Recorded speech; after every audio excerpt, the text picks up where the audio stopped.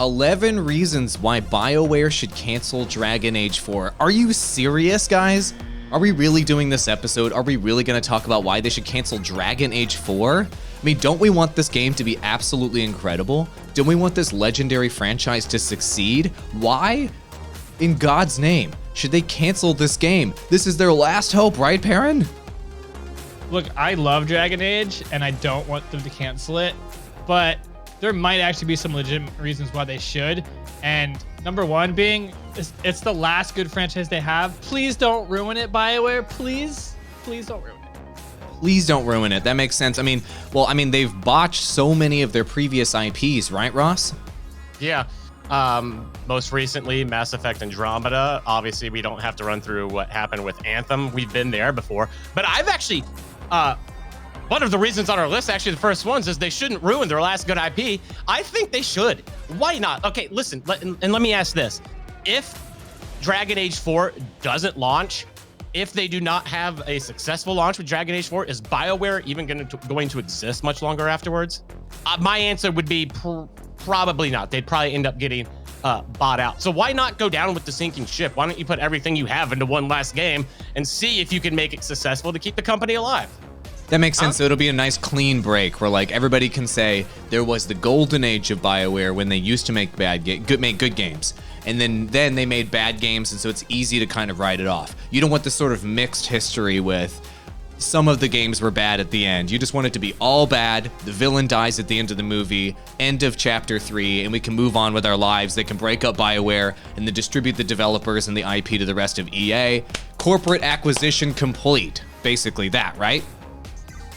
I mean, the longer they hold on to the Dragon Age IP and don't do anything with it, I mean, keep in mind, Dragon Age was first announced to be in development in 2015. So it's already been 5 years, and they're still holding on to it. It's like they know if they release it and it's bad, they're done. That's it. They're done. And, you know, I don't want to see that happen. I would rather BioWare, like, somehow redeem themselves. They've had so many missteps from Mass Effect Andromeda and through Anthem, and now coming into this. In fact, one of the reasons why Dragon Age 4 has taken so long is because of Anthem's failure. And they took everyone from the Dragon Age 4 team when Anthem was bombed, or had bombed in the very beginning, and they stopped production on Dragon Age 4 and brought them over to Anthem to try to fix it. So they've actually delayed this game even further, trying to fix all of their other blunders. And so the game was paused for a while, and it has now lost its head developer too, its chief executive producer, Mark Darrah, and he handed this over to Christian Daly, I think. So not only that, but leadership has changed. A lot of the key decision makers have changed through the course of the 5 years as well. It's paused, it's restarted, it's been going on since 2015. Is there any chance that this is actually going to work out well with that much turmoil? The inner turmoil of Bioware, of which we're all very aware of now, that has to have some sort of impact on the game. I would say that it increases the chances of the game being a complete stinker by a large percentage. All of that and more in this episode of the Digital Drop Podcast. Let's pay the bills. Let's go. This podcast is sponsored by Restream. Why live stream to one platform when you can simultaneously live stream to every platform to discover new audiences faster using Restream.io? Next on our list is kind of what Perrin was just hinting at. They don't have competent leadership, and they haven't had it for 10 years. We've all seen throughout, especially this past year, we saw it with CD Projekt Red, and we've seen it throughout multiple other gaming companies, that a lack of leadership, a lack of good management can absolutely 100% botch a game. Yeah, that's absolutely true. I mean, one thing that we saw from Anthem in particular, and I followed this game closely. I was live streaming this game every day on Facebook Gaming. I followed every little TikTok of the game, every single update, everything that happened with that game. And the bottom line is that you can have a really talented artistic team with your game. You can have a really talented team that does sound. You can do an incredible outline in terms of the story of your game. But if you don't have competent leadership and competent producers that can bring all of these different departments together to actually execute on the vision and to get it done on time, it doesn't matter how talented all of the creative staff are in your studio. The leadership is absolutely critical for the execution itself and hitting the deadlines. And we saw that with Anthem. and they had to take all of the pieces of their entire studio globally, funnel it on Anthem to try to get that game released. It was still, let's say, 60% finished at that point, and it was a total failure of leadership to deliver that product on time. Dragon Age 4 doesn't look like it's going to be in much better shape. In fact, they lost almost all of their industry veterans that we talked about earlier that have delivered good games in the past. So my question is, how can they deliver a legendary game with like a legendary, how can they deliver like something on a legendary franchise like Dragon Age without having seasoned staff that have delivered games like this in the past on board to actually make it happen?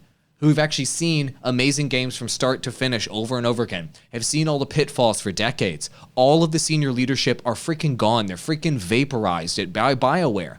How can you deliver on a legendary game without legendary staff? I don't think it's likely.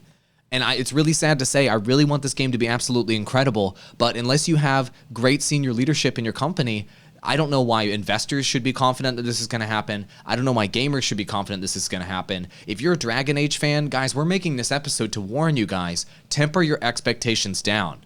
Because without great leaders at the top, the rest just cannot fall in place. It doesn't matter how committed the devs are. And they certainly can't rely on Bioware magic anymore and abusing their employees anymore, because that's been exposed. Right, Perrin? That was exposed with the fallout of Anthem. There was a Kotaku article that dropped. This is a follow-up to that from Jason Schreier, who also dropped that at the time in 2019, about employees crying in empty offices or empty meeting rooms because of all of the stress of having to work on and this crunch time that Bioware was known for, called the Bioware magic, and that is not acceptable anymore in the gaming industry. I think I'm skipping down points here on this one, but it goes to illustrate the internal struggles that Bioware was having. And you're talking about, there needs to be competent leadership. There's totally a situation where a new person can come into place into that leadership position and they can be a good leader. But I think anytime you see that has happened in the past in Bioware, it's always been bad every single time. So the chance of it being the new person being a good leader, I don't think are high. This is also just not a story about Bioware. This is a story about Dragon Age as well. I want to find a particular point here in the article again by Jason Schreier, where he was talking about after Dragon Age 2. Dragon Age 2 had a mixed reception, and I'm sure some of you guys out there love that game. But internally in Bioware, that created a lot of anxiety and a lot of uncertainty about how they were going to develop the next game, and this made them less effective at developing. And so they've run into issues and mistakes along the way that they haven't liked themselves, so they've had to try to fix. And so that was kind of divulged to Jason Schreier here in this article. If we look, I think I found it here. Everyone in project leadership agreed that we couldn't do it again, and I worked to avoid the kinds of things that had led to problems, said one person who worked on the project, explaining that some of the big changes included, one, laying down a clear vision as early as possible. Bioware suffered from this later on, as leadership was not providing clear vision. And that is one thing where when you change leadership, the vision gets a little bit more unclear because it changes so much. Maintaining regular onboarding documents and procedures so new team members could get up to speed fast, and the decision-making mentality where we acknowledge that making the second best choice was far, far better than not deciding, and letting ambiguity stick around while people waited for a decision. The lack of decision-making at the top level. This all looks familiar. AWOL, Ross, and I have all been in corporate situations where we've seen this type of leadership. We've seen the indecision by leaders and what that causes. And that is, we know what it looks like from the outside, and what Jason Schreier is talking about in this article. It sounds like that's exactly what was going on at Bioware, which does not bode well for all the projects, and makes sense why all the projects has failed since we've heard about that, since 2019. So the chances of Bioware or of Dragon Age 4 being great right now are super low, and it all rides on this one person, Christian Daly's leadership. He's the one who's taking over from Mark Darrah. Casey Hudson is gone as well, who was one of the main leaders. And what are his leadership skills? How much is he going to try to change the vision, and how decisive can he be? If this project lives or fails, it will be on his hands. I hope that he does a good job.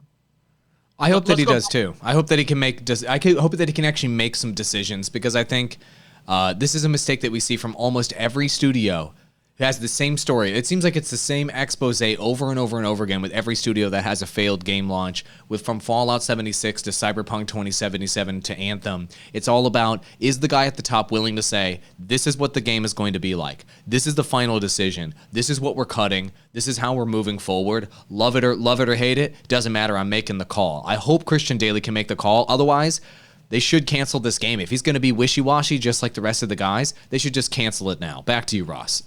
Yeah, they always say you can't know your future unless you understand your history. So let's go back and take a look at some of the recent releases and how they actually launched with games. And I want to start with I want to start with Star Wars: The Old Republic. I want to start with Anthem, and then Mass Effect Andromeda.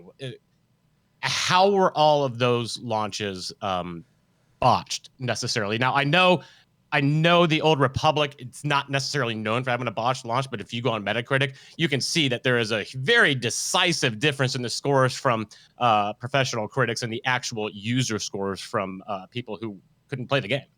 Yeah, that's basically it. So Star Wars: The Old Republic launched. It was the most hyped game on YouTube of all time when it actually came out. Andrew Perrin and I were top YouTubers for this game. We're getting hundreds of thousands of views. This is a long time ago, about 9 years ago on YouTube, covering that game.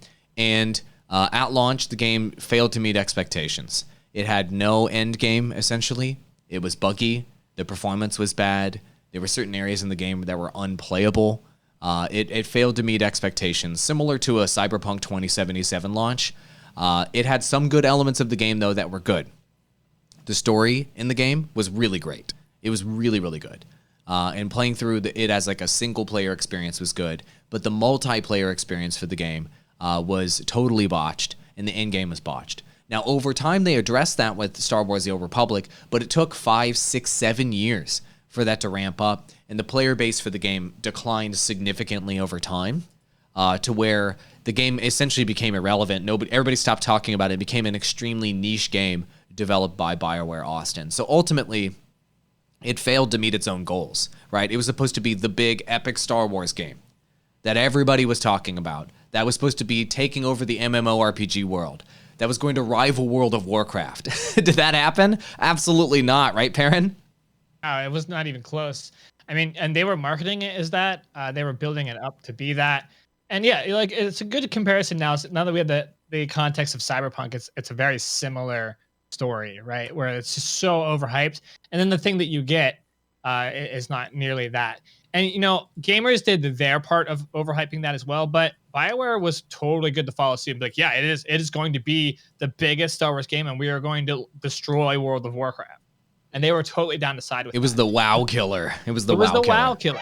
And it just and it ended up, now we have like 9 or so years later, we have context for it's actually a pretty great game. But it's a niche. It's niche. It's not like this amazing Star Wars game that everyone's going to play. It's not like World of Warcraft where it's going to bring in non-MMO RPG fans into MMORPGs. It's just a Star Wars game, an MMO that has pretty good story to it. I think the PvP is actually pretty good in it as well. It has its redeeming qualities, but its launch was bad. And it was bad because it was over-marketed and under-delivered. And it was one of the beginnings to see where at that point, Bioware began to fall apart. That's the point in which Drew Karpyshyn, who was the main writer for Mass Effect, for all the great IPs, by the way, he did some of the story. Amazing writer, absolutely. Star Wars: The Old Republic. He started Dragon Age up to Dragon Age 2, I think. He did Mass Effect up to Mass Effect 2. And all of their great IPs had this one main writer. And when SWTOR launched, I mean, I visited the headquarters in Austin for Bioware. People were leaving. People were leaving the company then. Drew Karpyshyn left. Their best writer or all of their best IPs left, right? They had the head of the two heads of the company left at the time too. And they went to start a beer blog like afterwards, which is just depressing. The two heads of Bioware left at that point, yeah. Greg Zeschuk and Ray Musica, I believe are their names. They left at that point, and that was like a fundamental shift. SWTOR was the last, at least competent thing that they had created. And with that leadership leaving, I think the way it was replaced, they were not nearly as effective as Greg and Mark were. So that leadership change was a crucial turning point, and they had a really hard time producing anything as effectively afterwards. And the company internal culture suffered. And you got to imagine working at Bioware, having being really, really excited to launch Star Wars: The Old Republic, it not hitting nearly the way that you were thinking it was going to have to do, having to kind of scramble and retool the game to make enough money for EA, and then watching all of the key people that made your company great leave, all of them. The best writer, Greg and Ray, who were very, very cool guys too, they're gone. So the main leadership is gone. And a lot of the great talent is just leaving. Morale had to be really, really low afterwards, and for everything coming out after that. That totally makes sense. And if we look here at our list, I mean, Drew Karpyshyn, the story of Bioware games is what sells these games, right? And without great story, hopefully they have a good replacement writer for Dragon Age 4. Otherwise, it's going to be tough. And moving forward, without that great staff, without that reputation that they had built over the years, right, of being the amazing RPG creators, the legends of RPGs.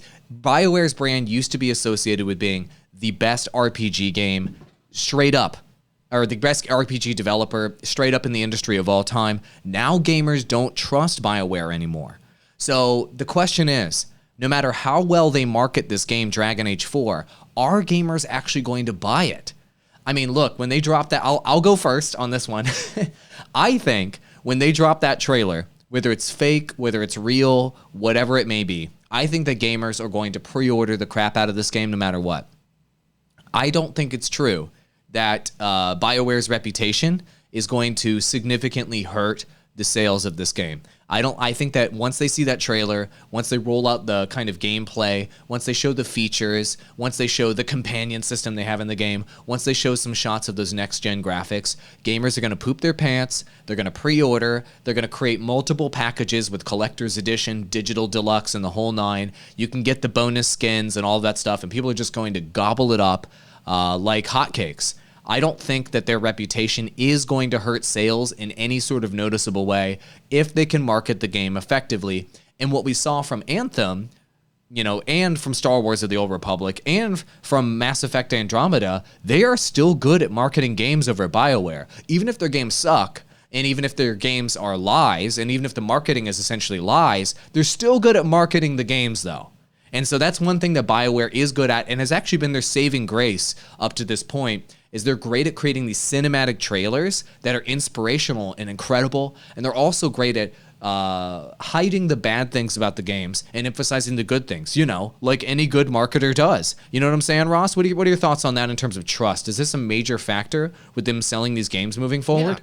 Yeah, you have to have trust. If you don't have trust with your audience, then you're obviously that never translates to sales. Nobody says, well, I don't trust them. I can't wait to go pre-order this. It's literally never been said before, ever. Well, hold on. Have you ever heard of this company called Electronic Arts and EA? They're making more money than anybody, and nobody likes them and nobody trusts them, but they're selling games like hotcakes. So I don't buy that for a second, buddy. Yeah, but you also got to realize they have a lot of the market cornered in as far as like sports games go and stuff like that. There's nobody else that has a license to produce NFL games anymore. They also have some other titles as well. So I mean, people are going to spend money if they like playing the game, they're going to spend the money on it. But this is also a case where people are buying the game and then not liking it. That's fair. I think another part of it is we have to take into consideration that marketing is one thing. You obviously have to have a good marketing strategy, but if you don't have a good story to market, then what's the point? Then what's the even point of doing the game? And I think that's where part of BioWare's struggles have been as of recently. You kind of got the brunt end of the deal with Anthem, correct? And their storytelling. Yeah. Okay. So yeah, you're right. I mean, Anthem's story was terrible. The overview, I guess you could say, of the story of Anthem was interesting. I guess you could say a world left behind by the gods, but it turns out it was a world left behind by the devs. The story was not compelling. It was extremely awful. And where are these magical writers going to come from that are going to write Dragon Age 4 that weren't there for Anthem? Anthem's story was horrible. I mean, and I don't even think it's up for debate. I mean, I think just universally 70-80% of players that played that game thought the story was bad. The universe was beautiful. The art was beautiful. The concept was beautiful. All of that stuff was cool. The biomes were beautiful. The mechs were beautiful. Like, the kind of shell of the world was good, but the story was bad. That is BioWare. BioWare was, past tense, a storytelling company. Now, they can't tell stories anymore.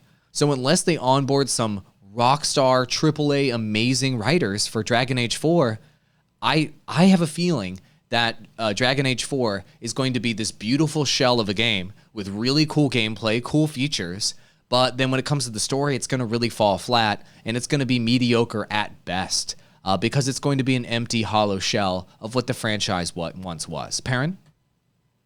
Yeah, I mean, I guess this is going to ride on Patrick Weeks, who at least he replaced David Gator as the lead writer in the Dragon Age franchise in 2015. So that means at least they've had the same writer for, like, it looks like at least for the whole consistent development cycle of Dragon Age 4. So at least that's been consistent. But it will rely on how good he is. Now he has had experience throughout the whole franchise. So he was a writer on the original Mass Effect. He was on design in Dragon Age Origins. He didn't write for Dragon Age Origins, which was, like, in my opinion, the really, really good one, the really well written one. He was a writer on Mass Effect 2, for Mass Effect 2 Layer of the Shadow Broker, senior writer for Mass Effect 3, but we all know how that one went. Ooh, that's not good. Yeah, that's not good. That's real bad. So that doesn't really bode super well. Dragon Age Inquisition, he's a writer for, lead writer for Dragon Age Inquisition, Jaws of Hakkon, and Trespassers. So he looks like he's, like, their main writer now. It doesn't look great considering the Mass Effect 3 resume that he has here. His main thing was Mass Effect 3, it looks like. So considering that, I mean, I think a lot of you will, and maybe I'm wrong, a lot of you gamers out there will say Mass Effect 3 was good except for the ending, but that is a writing fail. That's a main writing fail. So if the game is all good and story-wise until the ending sucks, that's a huge failure in writing. Well, one of the most famous writing fails ever, really, in gaming industry history. Yeah. So, like, that's a pretty big fail. So maybe this is his chance to redeem himself. Maybe this is his chance to, put something good together. Hope so. I hope, Patrick, that you make this game amazing and you save BioWare, because if you don't, it's dead. So I guess either way, I'm probably going to get this game if and when it ever comes out, because, I mean, either it's going to be great or it's going to be the last game BioWare ever makes. So it'll be good to own it either way. Sounds good. Ross, we have even more reasons why they should cancel Dragon Age 4. But first, isn't someone paying us money to talk about them on our podcast? You're muted right now, Ross. Of course I am. This has been a rough morning for my mixer. We are sponsored by Restream.io. Stop focusing on one platform. Start streaming to all of them using Restream. Right now, we are on Twitter. We are on Facebook, Trovo, DLive, even Twitch. And we cannot do that without Restream.io. I just posted a comment down there. Get 30% off your first month of Restream.io using our code. And the reason we use Restream, we've been using them long before we ever had a professional relationship with them. We've been using them for years because we like to grow on every platform and not just focus on growing on one in case that platform happens to go the way of Mixer, which we did an awesome episode on. Rest in peace. Rest in peace, Mixer. Moving down the list, is it a good idea for BioWare to take its best talent and plug it into other EA studios? I mean, I guess that would mean that BioWare would kind of have to fold to make that happen, correct? Yeah, I mean, I think so. I mean, yeah. I get it. I mean, I understand that they want to have one last shot, one last chance to do a great game, I guess, after Star Wars: The Old Republic and Mass Effect Andromeda and Anthem, but, like, didn't they already have one last shot over and over and over again, and they just kept not doing that great? I just feel like some of their other studios in EA have got to have better leadership. And it's very clear to me, and look, I'm not a professional developer. I'm not a senior developer. I'm not a producer. So what I can say as a layman here who's just been covering the gaming industry for 10 years or whatever is that they've got very talented artists. They've got very talented sound people, graphics people, gameplay people that work for BioWare.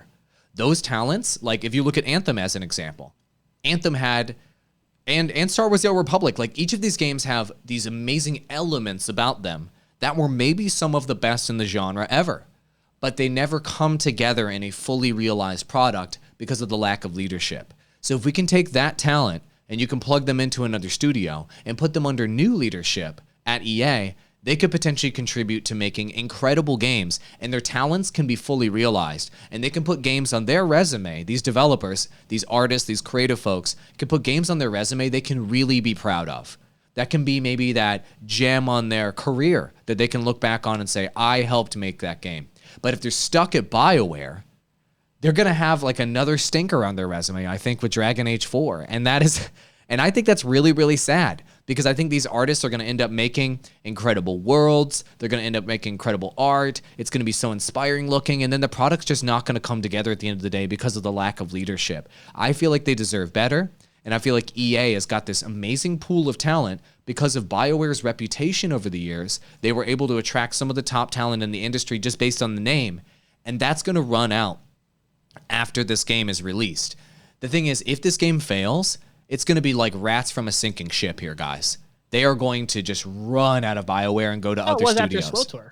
That's how it was after SWTOR. I mean, SWTOR kind of bombed, and then all the good people left. That happened already. So if it's happening more, that makes sense. Yeah, I mean, I guess the rest of them would leave at that point. And so that's something that I would be concerned about. And I feel like right now, all the best talent that they could possibly retain is currently on board. And they're probably better off working on a project that has more solid leadership, has more solid funding, maybe plugging this team in on some existing franchises at EA that have like good monetization models and a good brand behind them that can really work out. I just feel like it's a pretty high risk putting this team on Dragon Age and then basically gambling the whole studio on this game working out.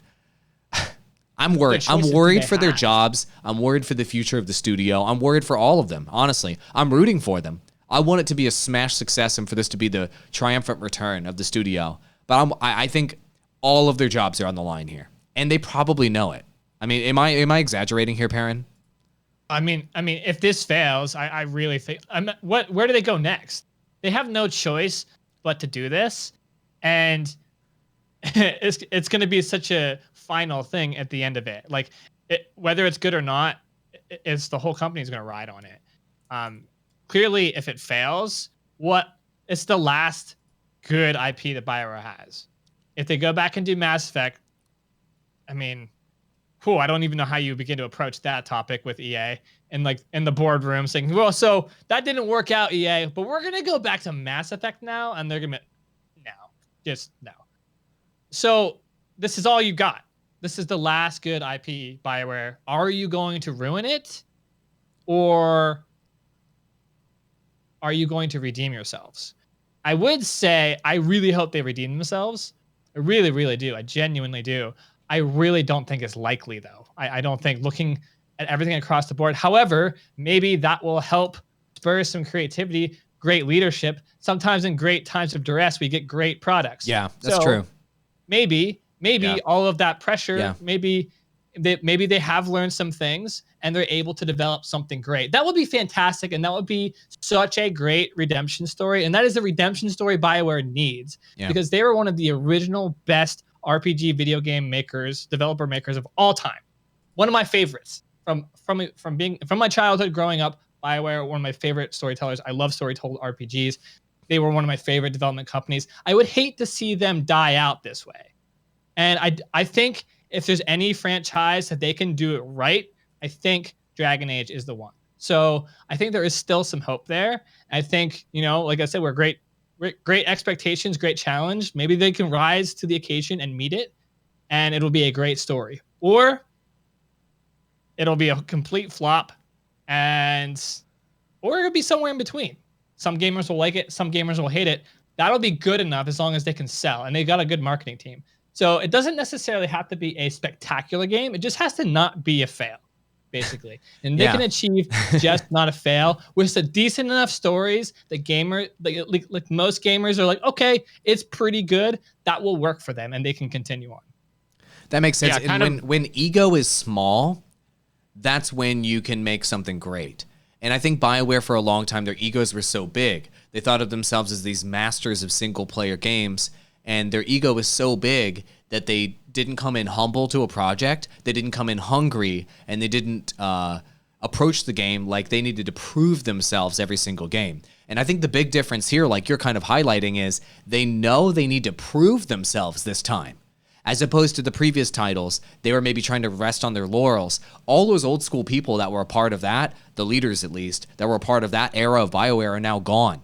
And so these new guys, this new fresh-faced Christian Daly has to prove himself and probably knows the weight that is on his shoulders to pull this off. And so because they're hungry, I think that does in some way improve their chances of success. Ego is the enemy of success, and so if they can reduce their ego as much as possible and say, you know what, old BioWare is gone, this is new BioWare, and we need to prove that new BioWare can make something happen, then perhaps that mindset, that hungry mindset, of wanting to hustle, wanting to grind to get this thing done, could pull it out in the end. Ross?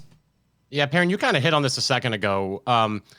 Talking about the RPG aspect of it. Does it worry you at all that the single player RPG market is kind of shrinking? I always thought it was very niche to begin with. I'm used to, like, back whenever I liked it, like nobody liked Dungeons and Dragons. It was not cool. Now it's like mainstream and cooler to play Dungeons and Dragons in a way. But back then, this whole like fantasy world single player RPG thing was not super popular. It was way more niche, but that was my niche that I liked a lot. So I gravitated towards BioWare's early development because they used like the old Dungeons and Dragons kind of stat system in video games. So it was kind of really cool to see that transition. And it was niche back then too. They've kind of always been niche really, but fantasy and their stories blew up with Mass Effect and Dragon Age. I mean, those games when they came out were incredibly good games. And BioWare does have a really, really strong period of time where they did create fantastic titles, fantastic games that drove the industry, and they popularized some of this stuff. So it going back to being niche, I'm totally fine with that. That's where it started. Makes sense. So the question now is, does EA want another catastrophic PR disaster if this game bombs? And is it really going to hurt EA's stock price? You know, I was looking at Anthem's total failure, and I was looking at SWTOR's failure, and also Mass Effect Andromeda. And the bottom line is, when you look at their stock price, and you look at how this impacts EA overall, EA has mastered ignoring bad launches and then focusing on good ones when it comes to their stock price. And maybe you see a minor dip, but they recover pretty quickly. Because at the end of the day, their cash cows are not this. Their cash cows are mobile games and sports games and recurrent microtransactions. And so titles like Mass Effect and even Star Wars The Old Republic and what have you, they were hoping they could be another crown jewel in the company overall. But at the end of the day, it's not really what investors care about. They care about recurrent microtransaction revenue. And EA stock over time, if you look at it here over the course of, since basically Star Wars The Old Republic launched back in 2012, as you can see, there's a bit of a 45-degree angle exponential increase in their stock price, right? So I think even if this game bombs, sure, if there's a PR disaster, whatever, maybe they get a minor dip, but at the end of the day, their company is doing extremely well in terms of their stock price. They're delivering to investors because overall EA is so diversified across so many studios in the industry, across so many games, especially they're developing out mobile in massive ways, that they're going to be fine. Financially, they're going to be fine. And honestly, whatever money they can make from Dragon Age 4 is a drop in the bucket compared to what they're making from FIFA Ultimate Team card packs and crap like that, and these insidious microtransactions they're selling to children. That's the real cash cow. And so I honestly don't think a PR disaster from this game is going to hurt EA's reputation anymore. Everybody hates their company. So like I guess they could double hate their company now? You know what I mean? Like I don't think that that's really like a thing. What do you think, Perrin? Yeah, I mean, I think EA has reached maximum level hatred, and you can't go any further. And they've shown that no matter how much you hate EA, people will still buy their games. Like marketing still works, no matter how much a company blunders, no matter how much they mess up. If they're as big as EA, they're too big to fail. And it's because they can market. They still get gamers to buy. And that's at some level, and this is kind of disgusting, but that's all that matters. It doesn't matter whether it's real. It doesn't matter whether the game is good, as long as we can get the gamers to fork out cash for it. And that has been how EA has survived. They're like the non-killable zombie of the gaming industry. You can't destroy them. But BioWare, though, will die. They will camp. If BioWare is no longer going to bring profits to the table for EA, they will. They'll fold the studio. They'll take the talent, put them into other areas of the company, something like that. They won't be shy about making a big decision about cutting something that isn't going to produce for them. And if Dragon Age doesn't, I think that's what we'll see happen. EA will still be around, but will BioWare will the RPG name BioWare die with Dragon Age 4? It'll live or die. I really, really hope it lives, guys. I really, really do. Did we hit all of our points on this list, Ross? Well, there is one point I want to bring up, which is go that we're doing a giveaway right now. If you want to pull that up on the screen, if you think that this microphone with this shock mount and this stand sounds good, you could literally win it right now by clicking to enter our contest. There's a link in the description below. We'll also drop the link into live chat for you guys as well. We're doing an $1,100 creator bundle sweepstakes. We're doing one of these every quarter. Also, that's provided by Rode. Thank you very much, Rode Microphones, for providing this for free. Also, TubeBuddy is providing a 3-month license, and Restream is providing a 3-month license as well for you guys. TubeBuddy helps you grow your YouTube channel. Restream, as you guys know, helps you grow your live stream.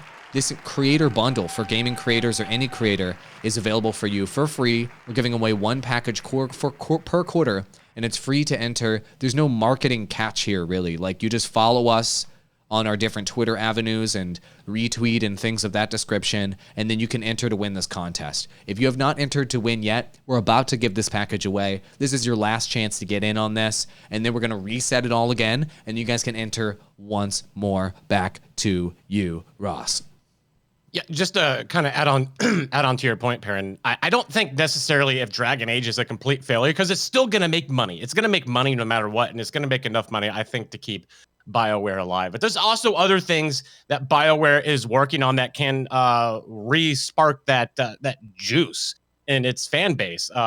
One thing in particular that I'm thinking of is they're getting ready to announce the Mass Effect movie that they're going to be doing, which could bring a lot of attention back to not only the Mass Effect series, but everything else that BioWare is. I hope it has a good ending.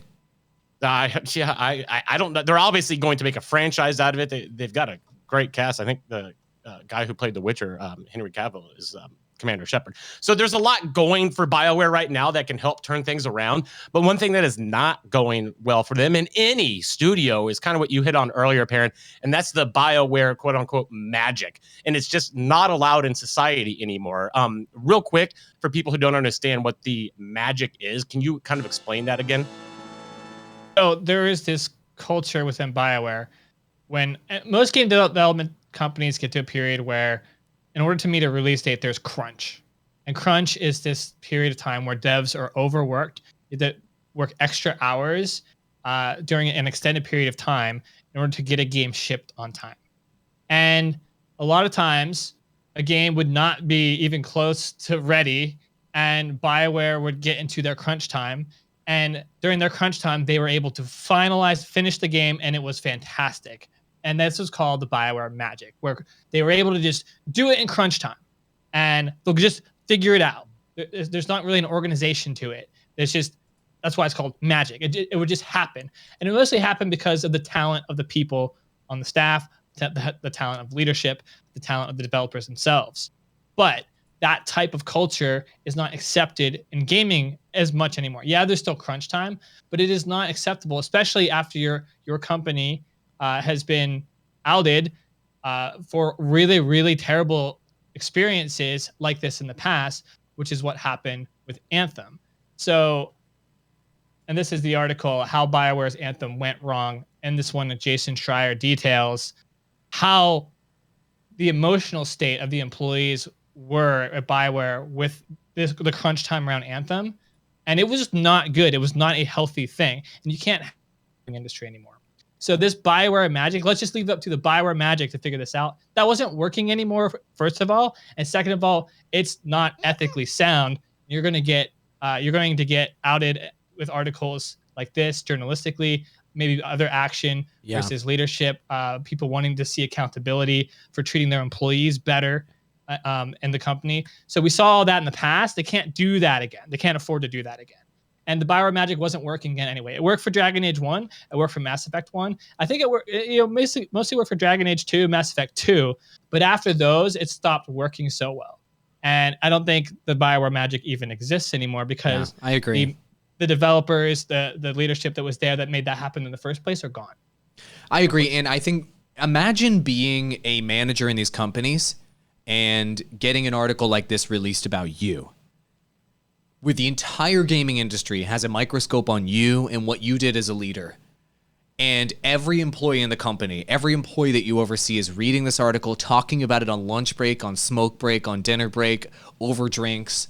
HR is talking to you about it nonstop. You have to jump in the boardroom and talk about it. You're at home stressing about it with your wife. Like, this had to be absolutely just soul destroying for these leaders to have these articles come out and to have them be quote unquote exposed, however much of it was true or not, doesn't really matter in this case, to be exposed like that. I think that articles like this from Jason Schreier, ultimately, I think in some cases, maybe it wasn't the entire reason they left, but drove a lot of these guys out of the studio. The external pressure from the public, the pressure, I'm sure, from EA, the pressure from HR, the pressure from their fellow peers, just the stress that was caused and the embarrassment that was caused for these leaders who I'm sure were genuinely trying their very best to pull these games off and to make this happen. People don't go in the gaming industry to get rich. They do it because they love it. And to have this sort of stress and this sort of low point in your career had to be devastating. I think these articles, these Bioware magic exposés, were what drove a lot of these senior leaders out in part. Perhaps it was the straw that broke the camel's back where they decided, you know what? I need to close this chapter of my career and move on. And I'm glad that that happened because it's unacceptable.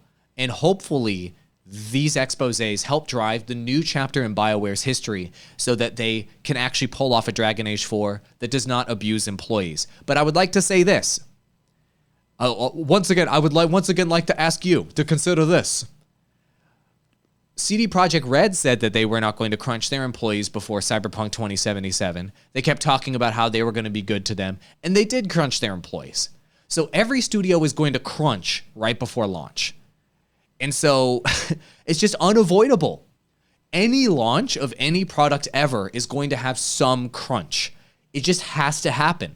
That's just human nature. Because you cannot predict every element of what's going to happen with the project and everything that needs to get done right before something has to go out of the door. I know as somebody, I haven't been some massive executive like Mark Darrah with hundreds of people, but I've had a team of up to 45 people. And I know from experience in launches, right before you launch anything, there are tons of tiny details that need to be taken care of right before you launch. It's inevitable, no matter how good you are as a leader, it's inevitable. So I think that they can work to decrease crunch, but I think the idea of eliminating crunch is impossible. Just like think about it, the analogy of opening up that restaurant for the first time. When you open it up for the first time, I've opened a restaurant for the first time after Hurricane Katrina.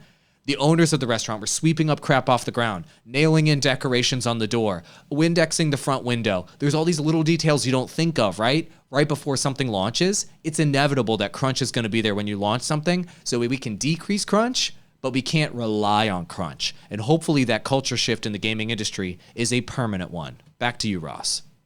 Yep. So I guess final thoughts here, gentlemen. Is Dragon Age 4 going to be successful enough to save BioWare? No. Back to you, Perrin. No, and I'm not inside the company. I don't know the internal struggles, but it doesn't look like the leadership has changed much, and I don't think they've really improved on this process. And so no, I don't think it's going to be the success that it needs to be to redeem BioWare and to keep them producing great games. Hopefully we're wrong. I hope we eat our words. I hope we eat it and fans come back to this video and they're like, this didn't age well. You guys are idiots. You guys are haters. You just did this for the clickbait. I hope you guys come back and just throw it in our freaking faces. I hope we're wrong. but I just don't think we are wrong, guys. History repeats itself, and it's repeated itself 3 times up to this point. It's going to repeat itself 4 times. Back to you, Ross.